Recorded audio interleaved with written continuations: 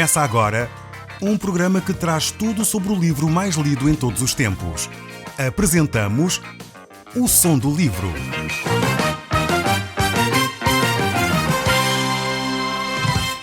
Seja muito bem-vindo. Neste podcast vai encontrar o livro mais conhecido e lido em todo o mundo. Vamos levá-lo numa viagem pela história da humanidade.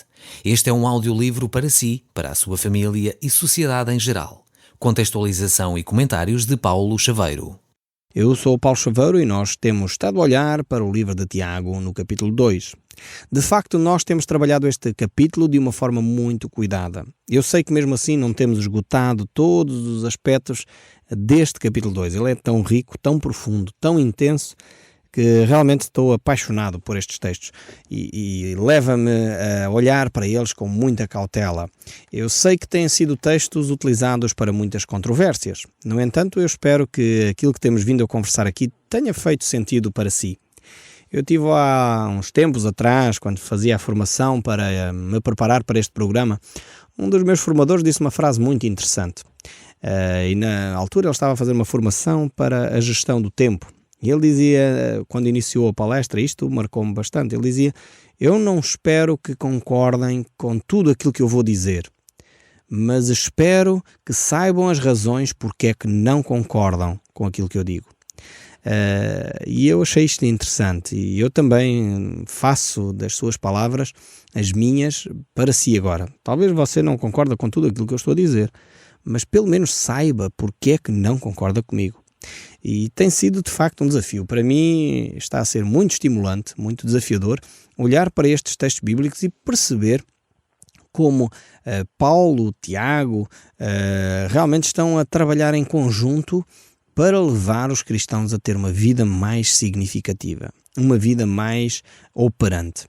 E nós vemos como homens de Deus têm descoberto esta fé vivendo-a de uma forma concreta.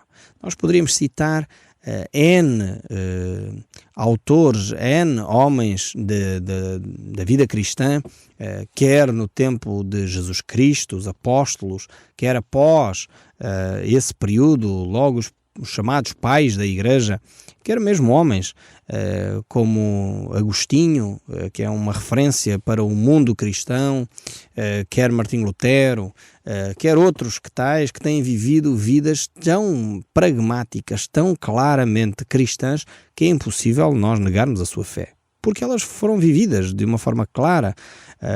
Lembro-me de São Francisco de Assis, um homem tremendo em termos de uma vida cristã, realmente exemplar, alguém que deu um exemplo tremendo de humildade, de vivência para com os outros, de vivência para com os pobres, de acolhimento àqueles que são carenciados.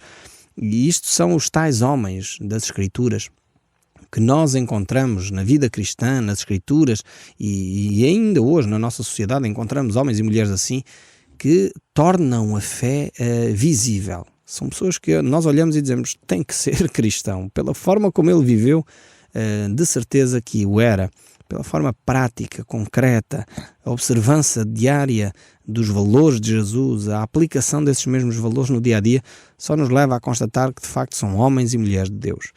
Então não podemos negar estes aspectos, e Tiago está a reforçar esta ideia. Agora, não construamos a árvore ao contrário, quer dizer, não comecemos a dizer que o fruto é mais importante do que a árvore. E é o que Tiago está a dizer. E ele usa, de facto, neste capítulo 2, uma imagem bonita, e mais uma vez que nos ajuda a perceber isto, quando ele diz que o corpo e o espírito, enfim, andam em conjunto, quer dizer, e o corpo sem o espírito está morto, assim como um espírito sem corpo anda por aí a vaguear e não é nada, não é?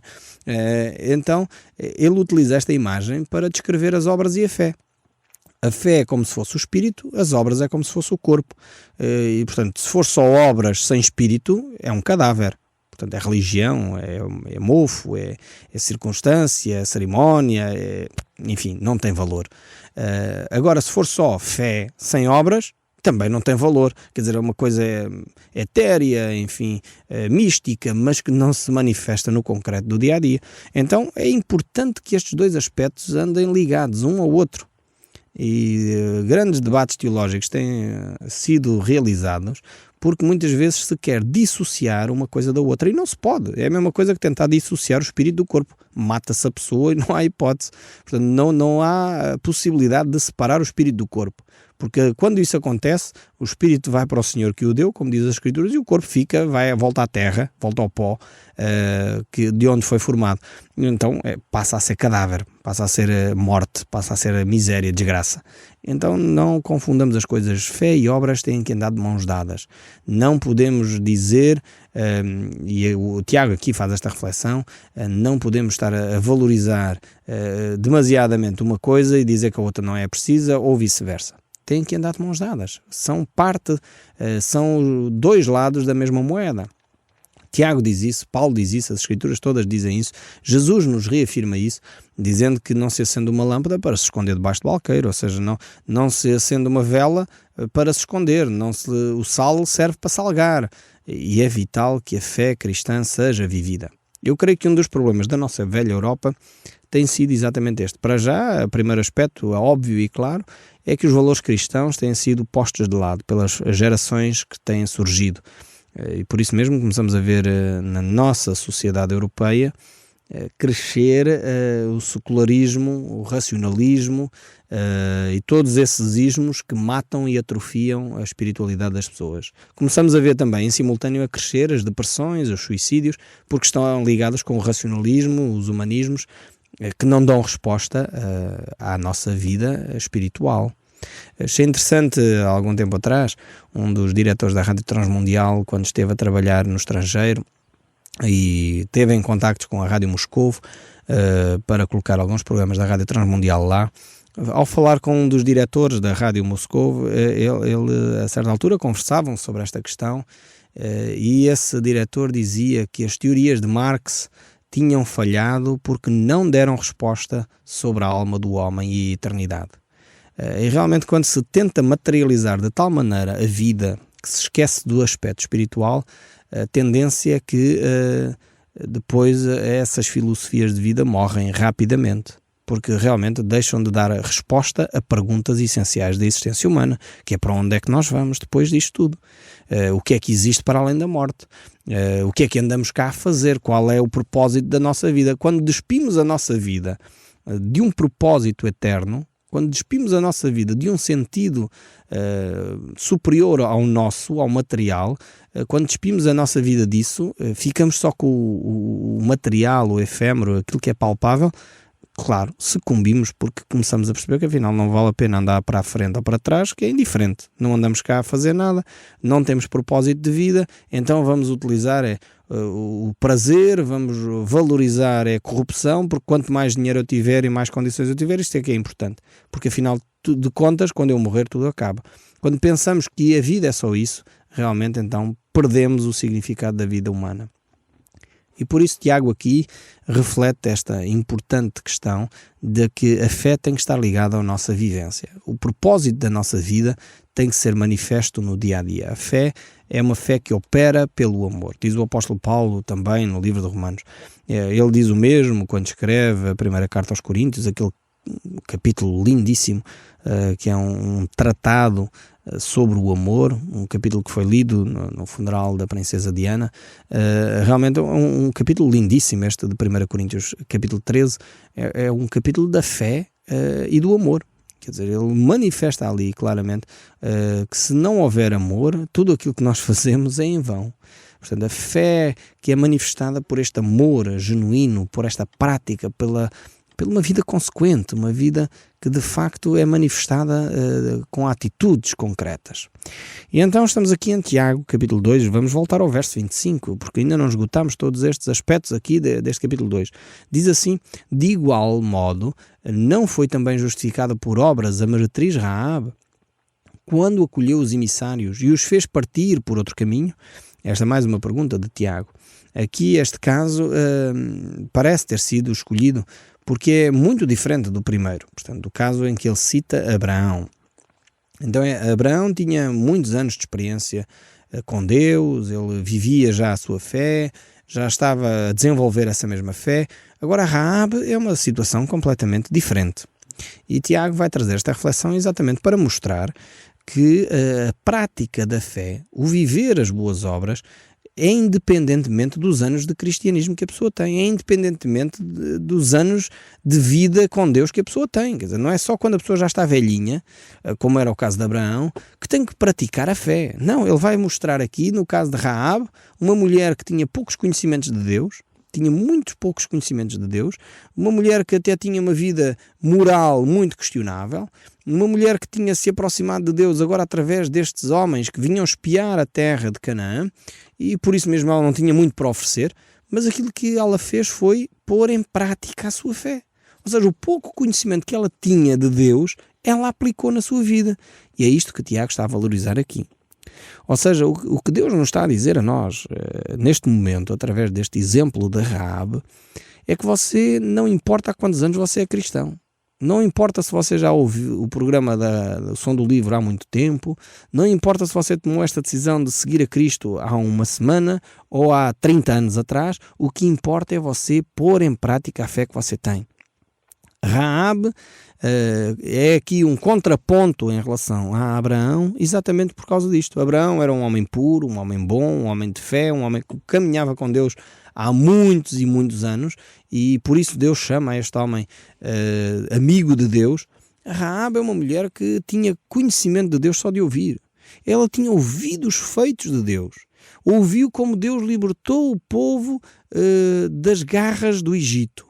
Ouviu como Deus tinha aberto o Mar Vermelho. Ouviu como Deus tinha operado uma série de milagres no povo de Israel. E ela disse, eu creio neste Deus. Este Deus é poderoso. E eu vou, ao abrigo desta minha fé, esconder os espias para que eles possam ter bom êxito neste projeto que eles têm. Ou seja, tornou palpável, concreto, tornou visível a sua fé. E começou aí uma caminhada de mudança. Ao ponto de vermos como esta mulher tem impacto na nação de Israel.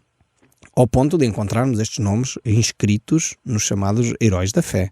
No livro de Hebreus, capítulo 11, nós lemos e estudamos há poucos programas atrás, vemos como Raabe aparece como uma das heroínas, uma das pessoas que é manifestada como herói da fé. Porque na realidade ela pôs em prática o conhecimento que ela tinha acerca de quem Deus era. E por isso mesmo é isso que faz diferença. É isso que Tiago aqui nos está a dar como referência. O objeto da fé de Raabe é expresso nas suas próprias palavras, no livro de Josué. Eu gostava de ler este livro lá no início da Bíblia, no Velho Testamento. No capítulo 2, verso 9, diz assim: Bem sei que o Senhor vos deu esta terra, disse Raabe, e que o pavor que infundis caiu sobre nós, e que todos os moradores da terra estão desmaiados, porque temos ouvido de que o Senhor secou as águas do Mar Vermelho diante de vós, quando saíste do Egito, e que também o que fizeste aos 2 reis dos amorreus, a Seom e a Og, que estavam além do Jordão, os quais destruístes. Ouvindo isto, desmaiou-se-nos o coração, e em ninguém mais há ânimo algum, por causa da vossa presença, porque o Senhor, vosso Deus, é Deus em cima nos céus e embaixo na terra. Aqui temos esta declaração de fé de Raabe, mas ela não ficou só pela declaração de fé. Ela não disse, mais uma vez, Tiago, usando as palavras de Tiago, crês que Deus é um só, fazes bem, mas até os demónios creem e tremem.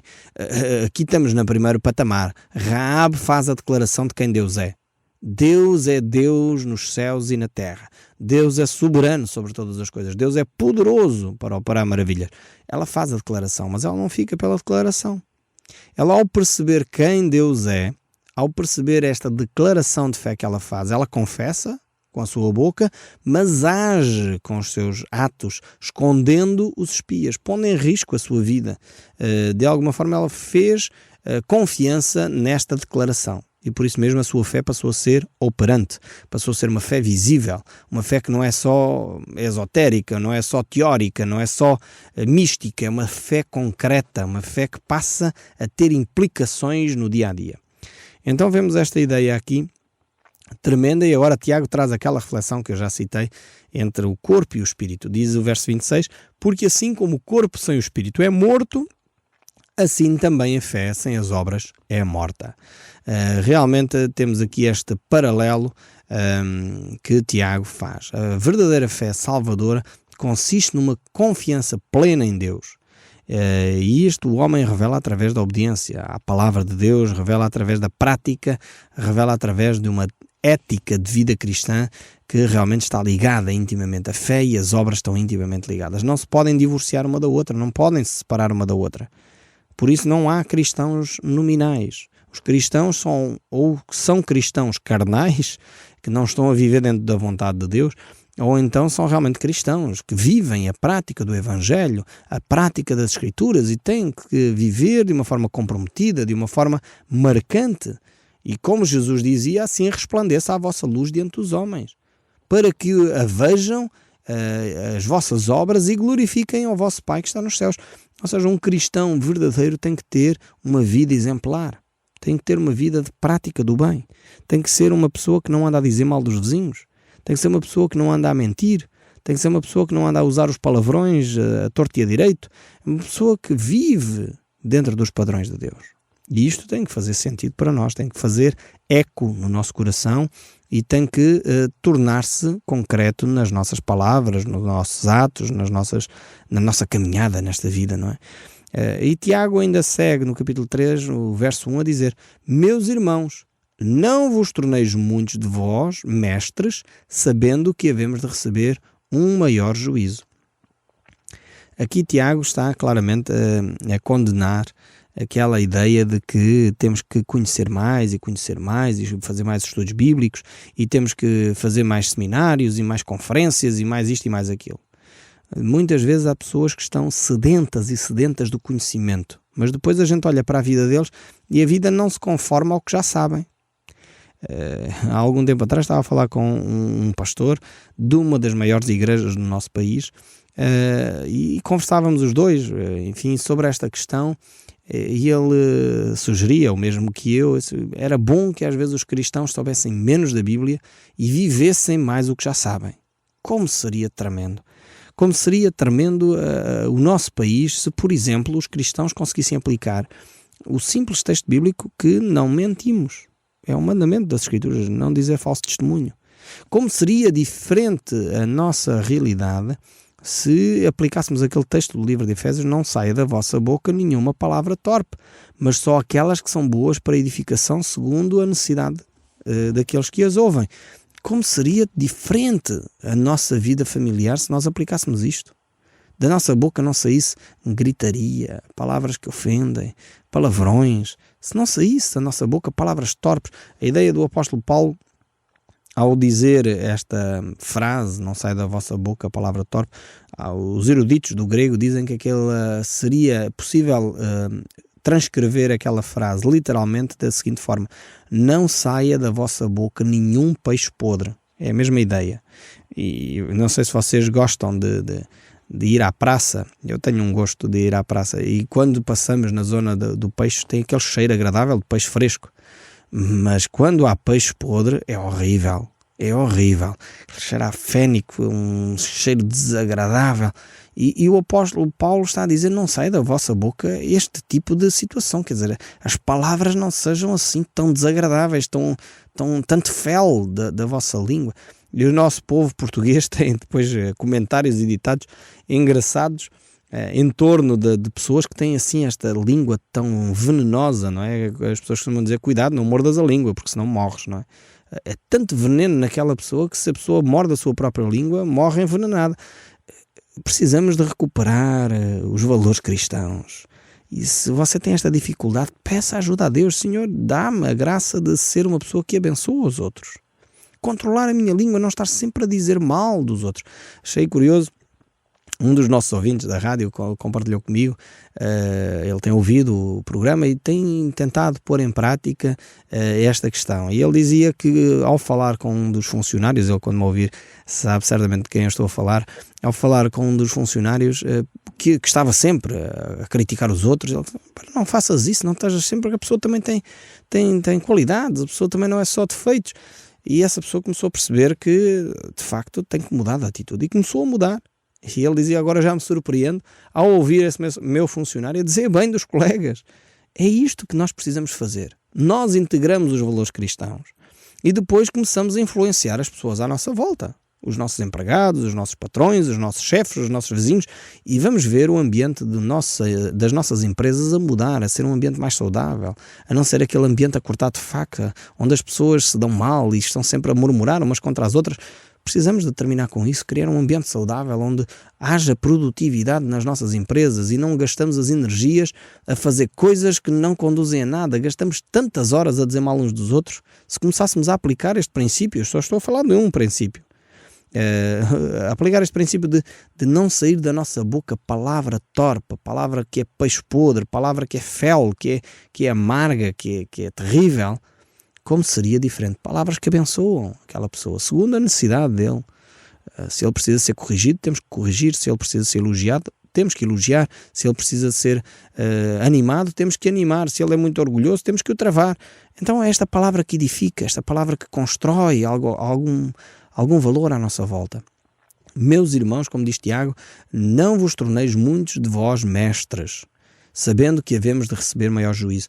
Realmente precisamos de perceber que temos de aplicar mais o que já conhecemos das Escrituras.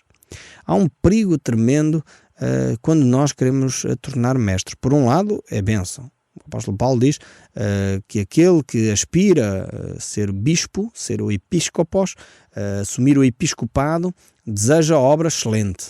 Não é? É uma obra excelente. Mas cuidado, quando a pessoa só quer os galões, quer só os cargos, quer só o poder, quer só a autoridade para ser bem visto, para aparecer lá à frente, para ter os holofotes direcionados para si, isto é perigoso. Porque, como diz o texto, havemos de receber maior juízo. E está a falar aqui daqueles que são líderes. Não pensemos nós que os líderes vão passar isentos com as barbaridades que se cometem por aí. Eles serão chamados e responsabilizados. Dentre aqueles que têm autoridade, realmente é necessário serem pessoas que se responsabilizam.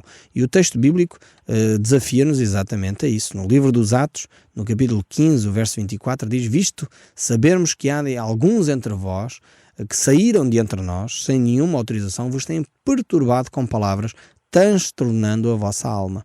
Ou seja, muitos que se dizem mestres, são mestres do engano, e nós temos que estar atentos.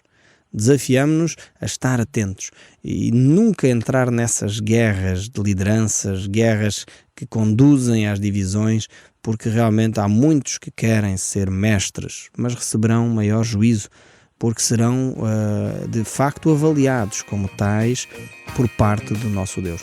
O Som do Livro, uma produção da Rádio Transmundial de Portugal.